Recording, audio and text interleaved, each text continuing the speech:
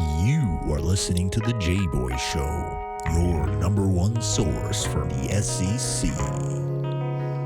My goal was to run through his soul and grab his heart when I run through his soul. Kurt, Nate, Coach Dab. Those are memories. I think we've established ourselves as, I think, the premier conference in college football. No, the SEC is better at the top. It's better in the middle. The Southeastern Conference remains the premier conference. Takes the snap. Looking for the receiver. He's got Lutz Kirkland. Touchdown, Auburn! When you think about it, it's always been the SEC and everybody else trying to catch it. I think this is probably the best league from a competitive venue standpoint.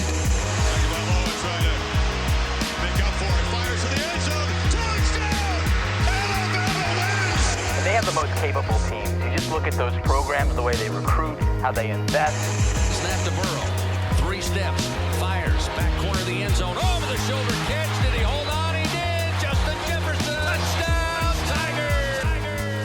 And now, your host, Jboy. Hello, everybody, and thank you for joining us again on another special edition of the Jboy Show. Whether you're watching us on YouTube, listening on Apple Podcasts, Spotify, iHeartRadio, from the Space Shuttle, it doesn't matter. We appreciate you joining us. Got an unbelievable guest coming on today, a guy that's a 2-time Super Bowl champion, was an unbelievable player at LSU. You've seen him all over ESPN, whether it's on Monday Night Football, NFL Primetime. He's been on the SEC Network, and I'm really excited to bring him on and pick his brain about some NFL and college football. But first, speaking of picks, head over to betonline.ag. I know college football and the NFL is over, but March Madness is here, baby. We know how much fun it is to bet those games, looking at those upsets, whether you're picking the 12-5 or you're crazy enough to throw some bread on a 16 beating a 1. We've seen it before. The online casino's always open. So head over to betonline.ag and tell them Jboy sent you. As we're moving on, I want to bring in Mr. Booger Mcfarland, one of the top guys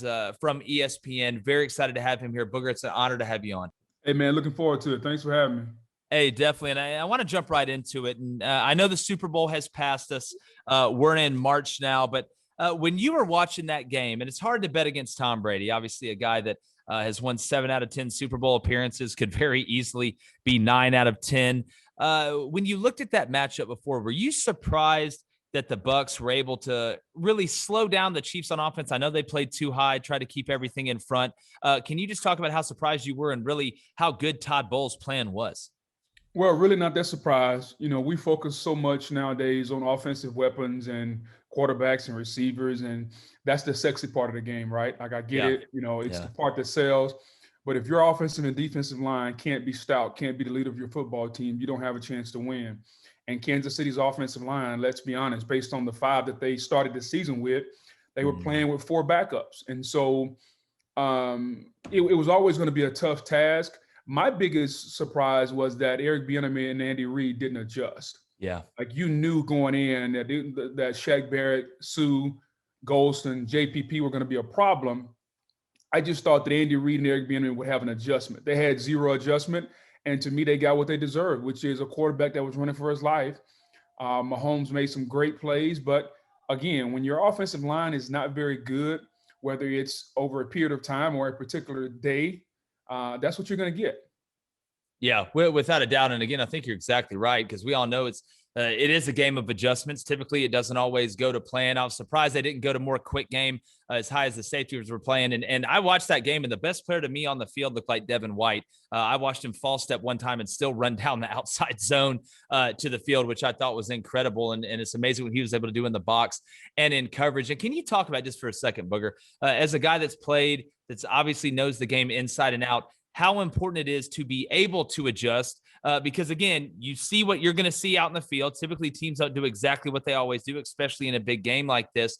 But do you think it's something where kind of pride got in the way, or they thought that Mahomes could just run around and eventually Tyreek Hill would be open downfield? Because it surprised me they kept trying to go vertical when Tampa Bay was trying to keep everything in front, as opposed to running your screen game more, really pounding the ball more. I was surprised they didn't run the ball more, which I know that's not flashy when you have Patrick Mahomes. But can you just talk about the importance of being able to adjust in any football game, whether it's the NFL or college at any level?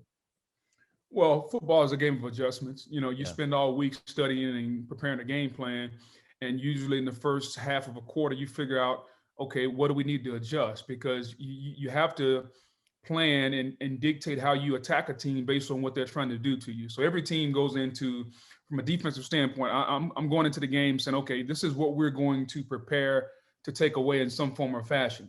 The Bucs went in keeping 2 high safeties, basically saying we're going to keep everything in front of us. So now, as an offensive coordinator, I have to say, okay, if they're going to be, if they're going to play us even, meaning even against the run, meaning if we have 7 blockers, they're going to have 7 defenders. Well, who's going to make the tackle if everyone gets their block? No one. So essentially, they're giving you an opportunity to run the football. That's the whole concept of being a man short.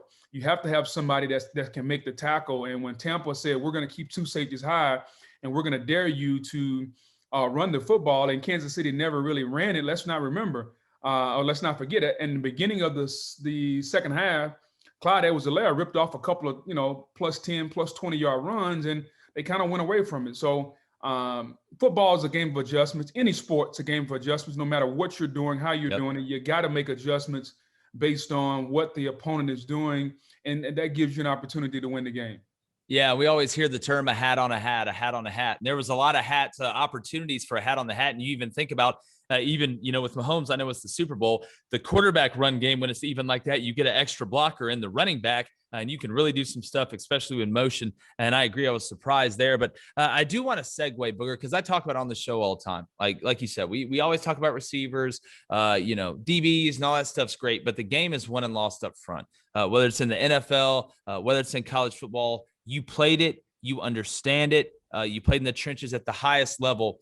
When you're watching the game, and I always try and tell this to our audience and to fans that want to be more informed, how much emphasis is on the trenches? How important is it? And at the end of the day, do you think that is what's going to dictate the game? Obviously, the quarterback has to play well, but if you can control the line of scrimmage like Tampa Bay did, you're going to win the game 99.9% of the time, maybe 100.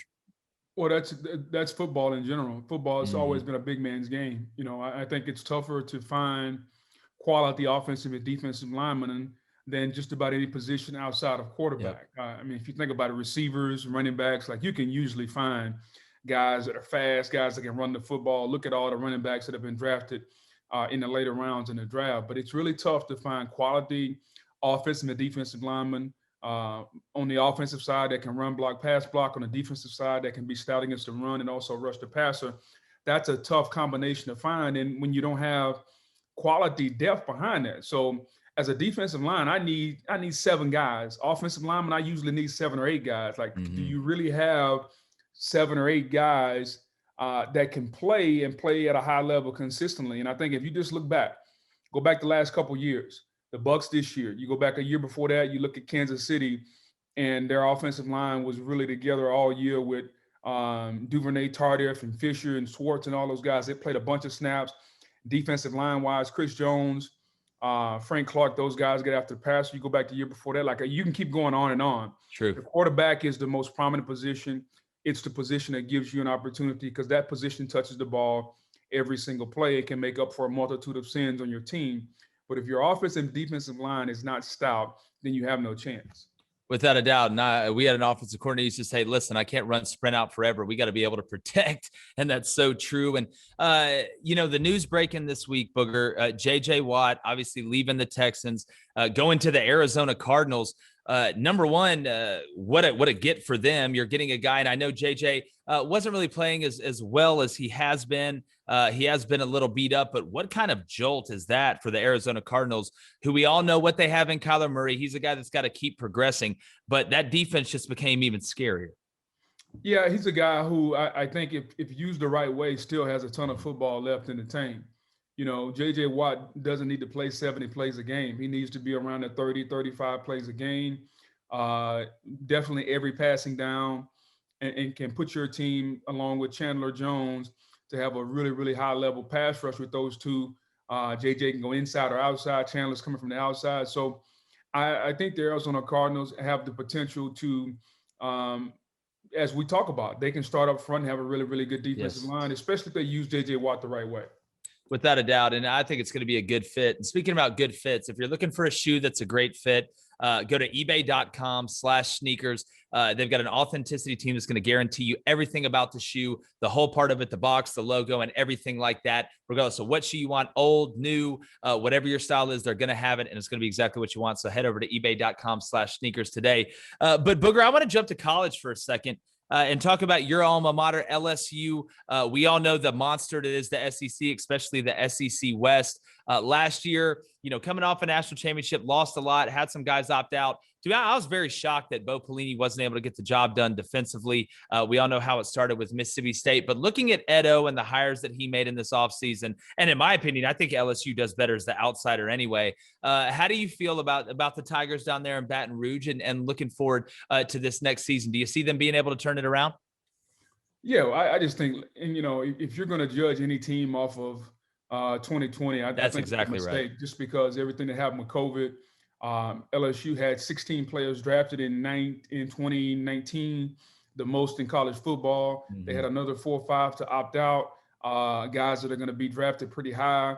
So I think when you look at it, all that in totality, to finish 5-5, to beat Florida in the swamp when Florida was in college football playoff contention, to have all those points scored by mostly freshmen and sophomores, to have a quarterback room now that has a ton of talent, a top 5 recruiting class coming in. I don't see any reason why, now that you have a defensive coordinator who, by all accounts, is a teacher of football. You bring in Andre Carter, who's a defensive line coach. So I think everything down there is pointing to LSU getting back to competing for the SEC West. And what does that come down to?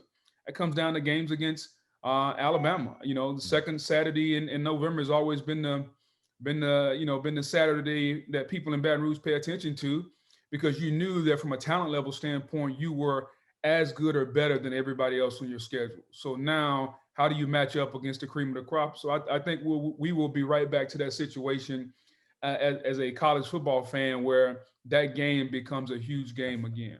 No, without a doubt. I think you're exactly right. And I think people kind of forgot the amount of people from LSU, the players that were drafted. Just go look at the Super Bowl. It was so weird for me to see Tyrann Mathieu tackling Leonard Fournette. But every time you turned around, there was a guy from LSU, Devin White. You can just go down the list. And we all know how the SEC has dominated the draft, especially the SEC West. You got 2 corners from Auburn, Jamel Dean over there, Carlton Davis, and guys like that. And Booger, my last question for you, and this is one where I'm always interested in getting perspectives about the college football playoff and expanding it. And, I think it should expand to 8. I think anything past that's going to water down the regular season. Number one, what did you think about the move to the 4-team playoff? And do you think we should open it up a little bit more? Kind of what are your thoughts on that? No, I like it at 4. I wouldn't change it. I wouldn't move it at all. It should be tough. I'm not about inclusion. I'm not trying to include everybody. Hey, guess what? If you're one of the 4 best teams, then figure out a way to win your games and get in. I'm about making it tougher, not easier for all these teams. And I hear you. We have 5 power conferences. We have the group of 5. I get all of that. I get everything that's going on. However, I still say this. It should be tough. 4 teams is the perfect number. And until you can come up with a formula where we don't water down everything, water down the regular season. Mm-hmm. So college football, the reason it's so good, because every Saturday matters. And they figured out a way with this playoff to really keep that going, where every Saturday does matter. And so I think when you add, if you put it to 8 teams, now you're going to have 2 lost teams in the playoff. Do we really want that? I don't. I truly hope they leave it as is. Yeah, and I think there's logical arguments to both sides. I just, you've had 20, and it should be tough, and you shouldn't punish success. And I think, that's something that has to be prefaced before you even go into it. I've got something I'm cooking up. I'm going to unveil here soon, Booger. I'd love your thoughts on it, but I do think there's logical arguments on both sides. I just look, you have 28 games in the playoff. 22 of those 28 been played by 5 teams. You look at the ratings this year, we're about as bad as they've ever been. And it's really, I just for the health of the sport. And I'm with you. I'm not about saying, all right, well, you had success and we got to punish you. But I look at Texas A&M that went 11-1. I look at an Oklahoma that was as hot as any team in the corner. And again, it probably will be Alabama and Clemson in the national championship game, or Alabama and Ohio State. Right now, it doesn't matter if there's 1,000 teams. Nobody's beating Alabama really with what they have, unless teams are able to get the depth up front like they did with Coach Saban. But Booger, man, I really appreciate you coming on. I know you're a busy guy. You do a hell of a job. Can you tell everybody where they can find you on social media and follow you? I mean, NFL, I know you were on the SEC network for a little bit, did an unbelievable job there talking college, but where can people find you? Oh, man, you can just check me out on ESPN, man. Oh, yeah. Even on social media at ESPN Booger. I'm always around. Definitely. Well, man, I really appreciate it. Hope we can do this again soon, and be safe out there, my friend. All right, later, bud. I thank you guys for joining us again. This is about you. Without you, there is no us. And I want all of y'all to win the water cooler. I'm going to keep trying to bring in on guests that we don't get political, but it's going to be informative from guys that not only played, but understand what they're talking about. And that way we can continue to be connoisseurs and get smarter and smarter. But make sure you head over to jboyshow.com. Check out the merchandise. We got a ton. We've got more coming. And again, it's all organic. Started from the bottom. Now we're here. It's been another edition of the Jboy Show. And Jboy's going, gone. The Jboy Show is produced by David Cohn, technical director Dave Hammock, creative director David Culbertson, audio engineer Feyzan, production assistant Kyle Orr, and our executive producers Jake Crain, Vince Thompson, and of course we film at Melt Sports in Atlanta, GA. So come check us out.